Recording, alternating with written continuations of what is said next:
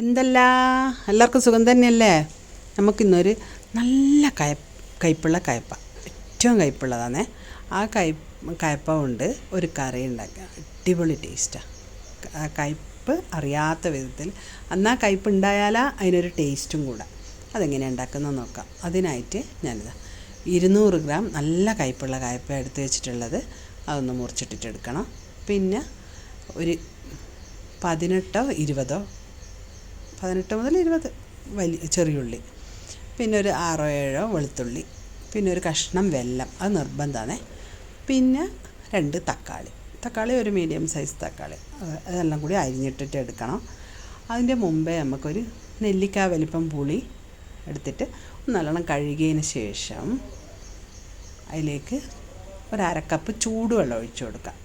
ചൂടുവെള്ളമാണ് ഒഴിച്ചു കൊടുക്കുന്നത്, എന്നാൽ പെട്ടെന്ന് പിഴിഞ്ഞാലിങ്ങ് കിട്ടും. അപ്പോൾ അതൊരു ഭാഗത്തിരിക്കട്ടെ. പിന്നെ നമുക്ക് വേണ്ടത് ഇതൊന്ന് അരിഞ്ഞിട്ടെടുക്കലെന്ന് പറയുമ്പോൾ കയ്പ്പ അരിഞ്ഞണം. പിന്നെ ഉള്ളി ഇത്ര വലിപ്പമുള്ളത് മാത്രം ചെറുതാക്കിയാൽ മതി. ബാക്കി ഉള്ളിയെല്ലാം അങ്ങനെ തന്നെ നിന്നോട്ടെ. പിന്നെ തക്കാളി ഒന്ന് അരിയണം, വെളുത്തുള്ളി ഒന്ന് മുറിക്കണ്ട കേട്ടോ.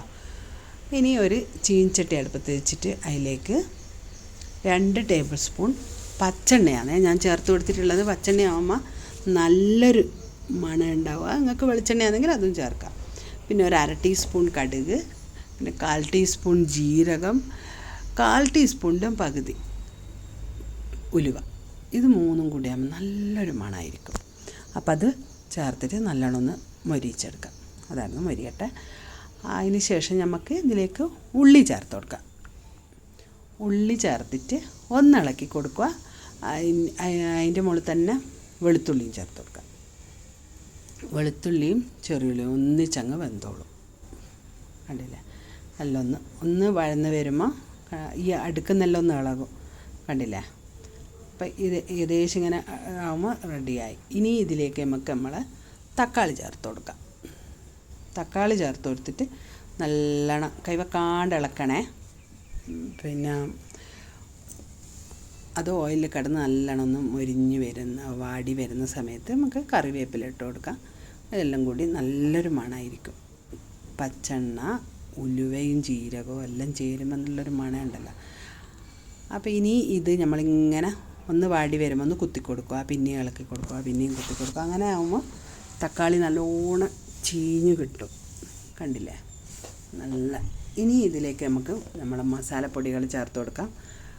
1/4 ടീസ്പൂൺ മഞ്ഞൾപ്പൊടിയാണേ, 1/2 ടീസ്പൂൺ മല്ലിപ്പൊടി, 1/2 ടീസ്പൂൺ സാധാരണ മുളക് പൊടി, 1/2 ടീസ്പൂൺ സാമ്പാർ പൊടി.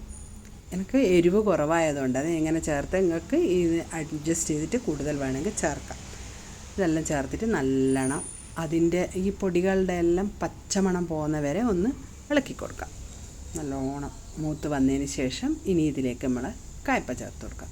കയ്പ്പ ചേർത്തിട്ട് നല്ലോണം ഒന്ന് ഇളക്കി ഈ മസാലപ്പൊടികളെല്ലാം കയ്പ്പേൻ്റെ എല്ലാ ഭാഗത്തും എത്തുന്നവരെ ഇളക്കി കൊടുത്തതിന് ശേഷം ഇതിൽ ഒരു 1/2 കപ്പ് ചൂടുവെള്ളം ഞാൻ ഒഴിച്ചു കൊടുക്കുന്നത്. ചൂടുവെള്ളമാകുമ്പോൾ കയ്പ്പ വേഗം വെന്ത് കിട്ടും. എന്നിട്ടൊന്ന് മൂടി വെച്ചിട്ട് നമുക്കതൊന്ന് വേവിക്കാം. കണ്ടോ? നല്ലോണം വെന്ത് വന്നിട്ടുണ്ട്. അപ്പോഴത്തേക്ക് വെള്ളവും വറ്റിയിട്ടുണ്ട്. അധികം നേരമൊന്നും ആവില്ല, അതുകൊണ്ട് ആരും ഇവിടുന്ന് അങ്ങോട്ട് മാറിയൊന്നും നിൽക്കണ്ട. ഇനി ഇതിലേക്ക് നമ്മൾ പുളിവെള്ളം ചേർത്ത് കൊടുക്കാം. പുളിവെള്ളവും ചേർത്തിട്ട് നല്ലോണം ഇളക്കി. കണ്ടില്ലേ? ഇനി ആവശ്യത്തിന് ഉപ്പും ചേർത്ത് കൊടുത്തിട്ട്, നമ്മൾ ആദ്യമൊന്നും ഉപ്പ് ചേർത്തിട്ടില്ല കേട്ടോ. ഉപ്പും ചേർത്തിട്ട് ഇതൊന്നും കൂടി വേവാൻ വെക്കണം. ഉപ്പ് നല്ലോണം ഇളക്കി ചേർത്ത് കൊടുക്കാം.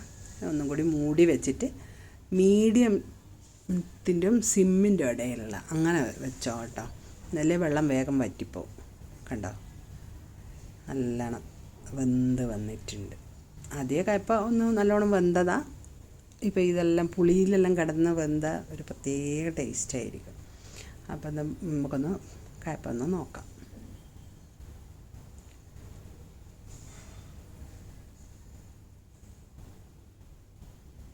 കണ്ടോ? നല്ലോണം വെന്തിട്ടുണ്ട്.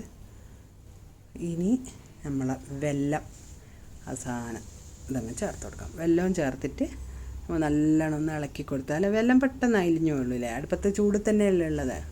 അപ്പോൾ സിമ്മിലോ അതിൻ്റെ ലേശം മേലെയോ വെക്കാവോ. ഇനി ഇതൊന്ന് സെർവിങ് ബൗളിലേക്ക് മാറ്റാം. ഞാൻ കണ്ടോ ചോറിൽ തന്നെയാണ് ചേർക്കുന്നത്. ചോറും മാത്രം മതി കേട്ടോ, നല്ല ടേസ്റ്റ് ആയിരിക്കും.